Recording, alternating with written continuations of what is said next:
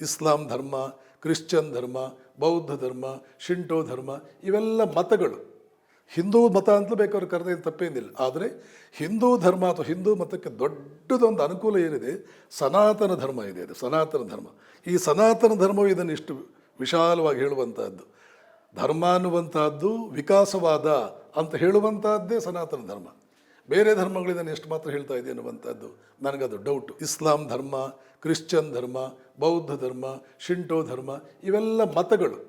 ಹಿಂದೂ ಮತ ಅಂತಲೂ ಬೇಕಾದ್ರೆ ಕರೆದೇನು ತಪ್ಪೇನಿಲ್ಲ. ಆದರೆ ಹಿಂದೂ ಧರ್ಮ ಅಥವಾ ಹಿಂದೂ ಮತಕ್ಕೆ ದೊಡ್ಡದೊಂದು ಅನುಕೂಲ ಏನಿದೆ, ಸನಾತನ ಧರ್ಮ ಇದೆ. ಅದು ಸನಾತನ ಧರ್ಮ. ಈ ಸನಾತನ ಧರ್ಮವು ಇದನ್ನು ಇಷ್ಟು ವಿಶಾಲವಾಗಿ ಹೇಳುವಂತಹದ್ದು.